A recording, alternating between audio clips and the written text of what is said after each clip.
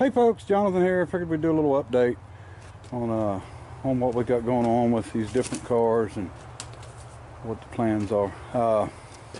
Nash.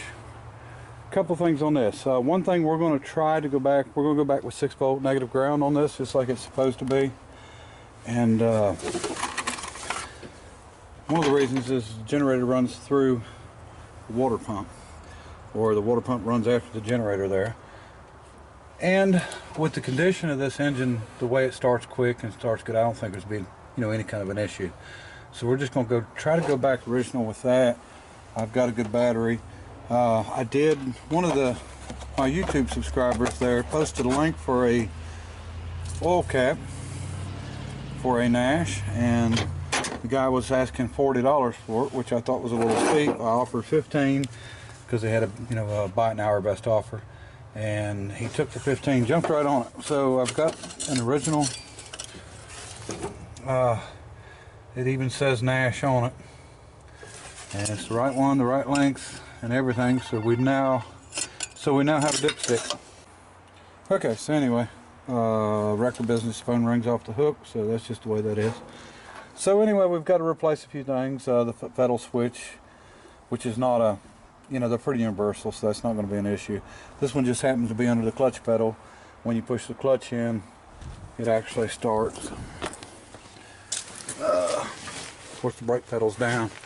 Right here is the foot pedal switch for starting. Of course, here's the high and low beam. That's just unbelievable to me that a lot of people don't even know what that is, because when you grow up with something like that and you see it all the time, it's not a big deal. But we've got to make a cable for the throttle, accelerator pedal. We've got to, I've ordered the brake master cylinder, I've ordered the front wheel cylinders, and I've got the hoses coming. I think we're going to reline the brake shoes. We'll do them here. I'll drill and rivet them. I'll show that on video.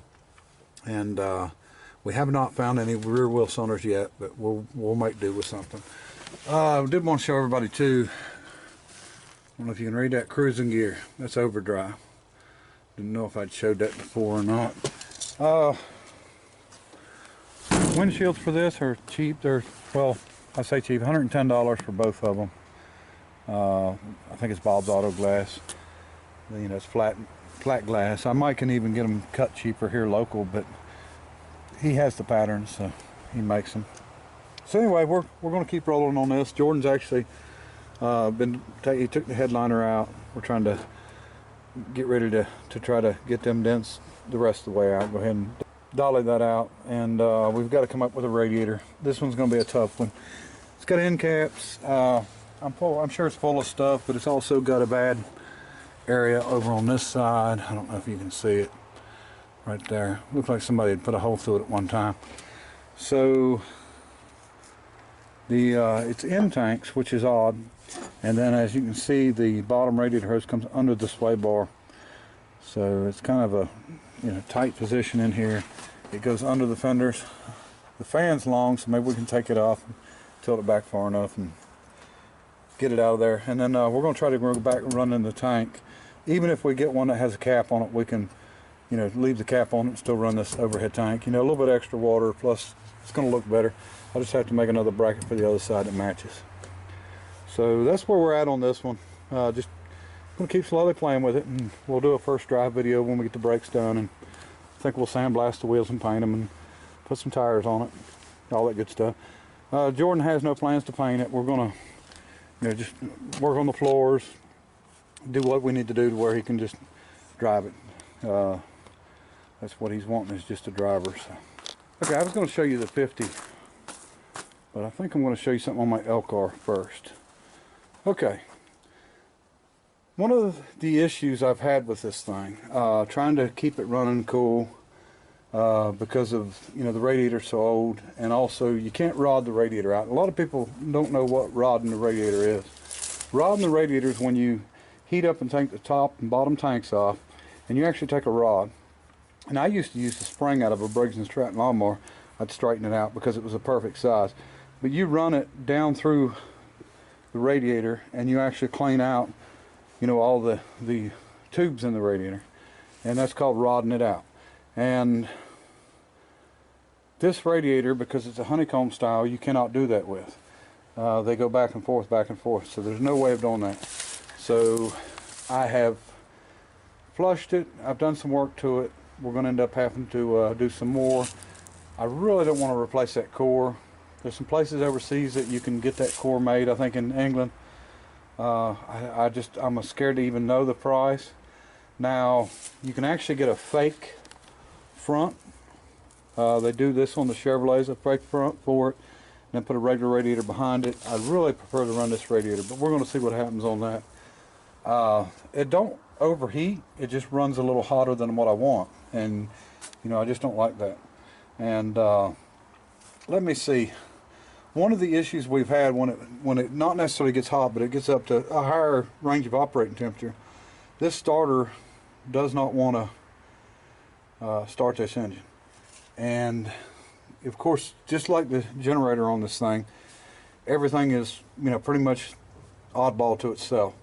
Now, yeah, this does run a Delco starter, but I don't know if you can see that starter's offset. It's kind of a weird setup. The guy that actually was restoring this had that starter rebuilt. Then the guy that got it from him was had this starter rebuilt. And then I got it. I've checked the brushes, everything. It's in really good shape. It just don't want to turn fast enough. You know, 6 volts is pretty bad anyway, but I was having some pretty major issues with it. I didn't want to go somewhere and shut it off and then not be able to start it back up. So I come up with another way of doing it. What we're doing, and I'm actually doing this right now. Okay, you can see this is a battery. This is not a 6-volt battery. It's actually 2 6-volt batteries. Now, you can take these caps off. I don't know if you can see down inside there, but there's actually another battery in it. There's 2 6-volt batteries side by side. So what you do on this, there's a reason that they left these open up in here instead of connecting them inside and just putting one. Okay, this battery is set up so you can hook it up 12 volt to your starter, and then run everything of your 6 volt off just this battery. So everything inside your car, your lights, your generator, everything's still running 6 volts. But when you go to start it, it just actually, if you got a solenoid on it, it kicks this solenoid in at the same time as when you start it, and it jumps to 12 volt going to your starter. So my plan is, because they didn't even have any more of the solenoids that they use in stock, my plan, because I've got a foot pedal switch, is just to wire this 12 volt to the foot pedal switch. I'll jump these together to make 12 volts, and then we'll just run, this is our negative, and run off the post here, and that'll give us 6 volts to the entire system. And I will probably put a battery tender on here. I don't know how, it would probably take a long time to ever run that down, just starting the engine. But the charging system I should still be able to hook, have hooked into the 6 volt side, so it's only going to be charging this battery. It's not going to be charging this 6 volt battery. So this is no different than if you ran 2 6 volts in a parallel. That's all this is. And this is just in a single case. It's made to look old. I wasn't so worried about that. I wanted it to fit in the original battery box. I didn't want to have it big. I could run 2 6 volt batteries and would accomplish the same thing, because this of course is 2 6 volts, but I liked it set up this way, so that's why I bought this battery. And this will solve our problem with starting when it's warm, and I know that for sure because I've actually hooked up 12 volts just to the starter itself when it was warm, and it turned just fine. So the same reason that I'm running the Nash as a 6 volt car is the same reason that I'm running this on 12 volt with a 6 volt system also, is because the water pump runs off the back of the generator. So I can't get a full 12 volts out of it to be able to run it. So anyway, that's what we're in the middle of now. Basically they just had this wire wired into the power coming on our foot pedal switch, which I had replaced and put a new one on because it felt like it was getting warm. I thought maybe that was the issue. So what we're going to do is we're going to reroute this wire to the 6-volt side of the battery, and then we'll actually run our power for our 12-volt right through this switch. And that'll just only give us 12 volts to the starter. Everything else will still be on our 6-volt system.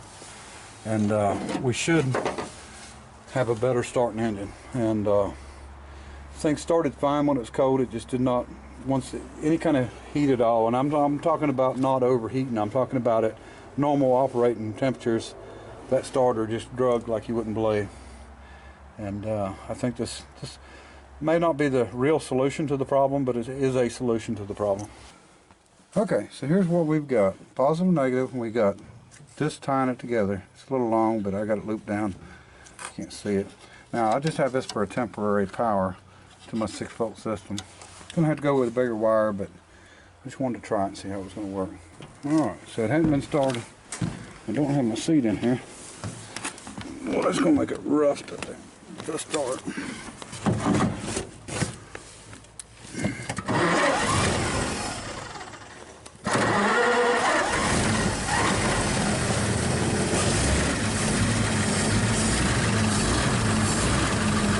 Started good, runs good.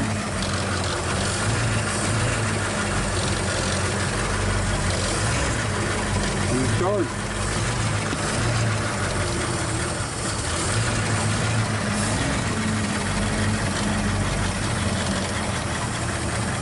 That's gonna be alright.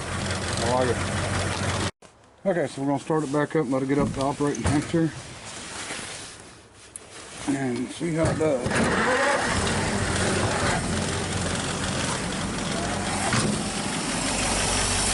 We'll let it sit there and run a while. Okay, so we've been letting it run for quite a while. And let me see. There you go. See where the temperature's at. So now we're going to see how easy this thing will going to fire up. We'll let it set a couple minutes and do it again. Normally with the 6-volt, if you shut it off at that temperature, you wouldn't get it started back. You would have to wait a little while. There you go. Started right back. Now we'll let it sit a little bit. See what happens. Okay, it's been about 5 minutes. Get back in. Same thing. Started right up. I think that's going to work out really well. Really well. So now we've got a hybrid battery, 6 and 12 volt. Alright, 50 Chevrolet. Haven't had a chance to do anything on the body, the adjusting, trying to get things right. I did, get all the wheels and tires done, which most of you have seen. Get the hood open. Got our aluminum radiator in. I don't like it. I'd rather have an original, but we got to have something that'll cool it without it leaking. I'm going to show you why I changed it here in a minute. Also got the new vacuum advance on. Got that working. One thing I really need to do is go ahead and drain that tank, because I don't know how much of the bad gas was in it, but it definitely stinks. You can smell it. We have taken it down the road and back a few times. Much better with the tires. No bouncing. Let me see.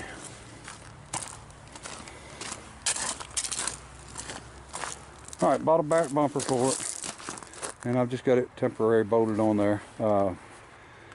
I'm going to take the other gate and go ahead and flat black it and put it on just for temporary till we can get that one fixed. And we've got to go ahead and get some lights on it.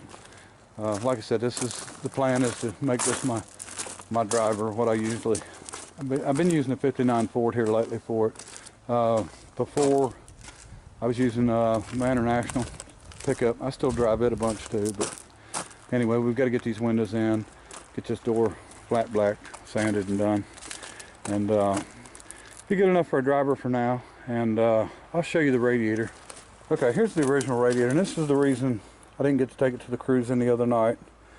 Someone had soldered this and it started leaking really bad.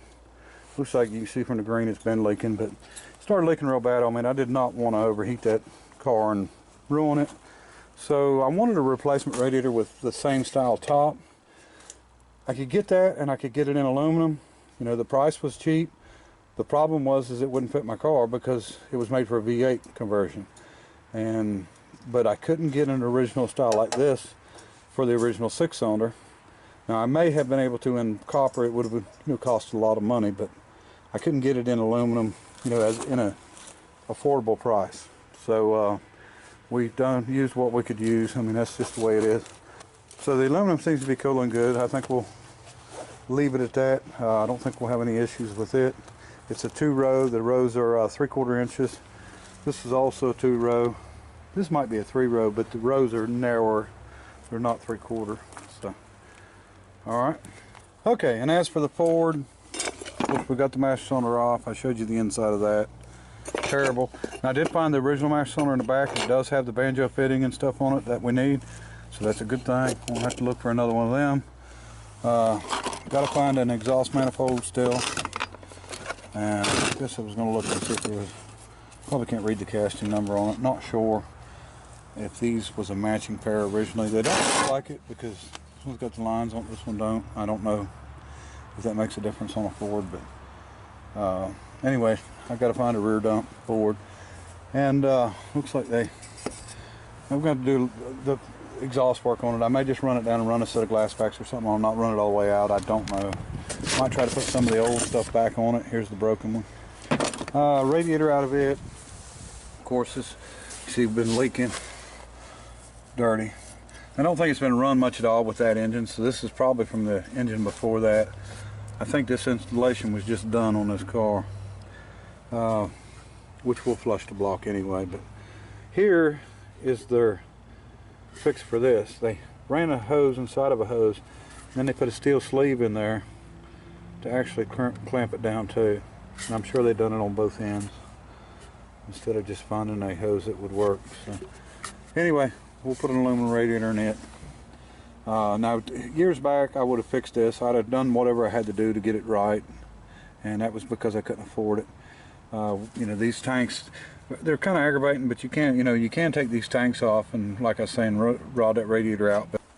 Okay, so I'm looking through my brake lining stocks to see if I can find some brake linings to fit the Nash. What we need is 2-inch wide. These are 2 1/4, and we need 3/16 thick.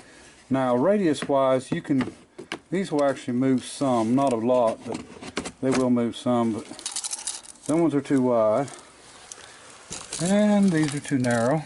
So I'm gonna keep going through boxes here. I got plenty of boxes, and see if I can find something 2-inch. Okay, so we found some 2-inch, but the problem is they are too thick. These are 1/4 inch, so I've got to find 2-inch by 3/16, and they're 10-inch drums, so something that we can work with a 10-inch radius. So I was looking, and one of the boxes had a newspaper that packed the brake shoe linings. It's 1968, 64 Buick for $22.99, Riviera, and Cadillacs, Rivieras, 64 Sprint Ford. A lot of good deals there. I doubt the numbers are any good though. Okay, I think I've actually found everything I need except the thickness. And I'll have to check and see if we can take the thickness down on my brake shoe grinder. It's actually a sander, but I believe we could probably take it down. I don't see an issue with that. But we've got a heck of a stock. Clear up, there's 3.5 inch wide. So I think we'll be able to work with something here. And I'll see. I've got 2 different style grinders. I've got one drum grinder and one disc grinder for brake shoes. So we'll see if we can figure something out. Which I haven't looked to them all yet, but if we find something, we'll use it. All right. Okay, folks, not much of an update, but we'll be back working tomorrow. See if we can get another video on. All right. Appreciate everybody watching. It's actually starting to rain, so appreciate everybody watching. Until next time. Bye. I've also had some people wondering about the 59 Galaxy. Still driving it. And actually driving it just about every day. At least once a day. Parts store and running around when I need something. So this thing will be up for sale when I'm finished with the 50 and I get it to where I can drive it. So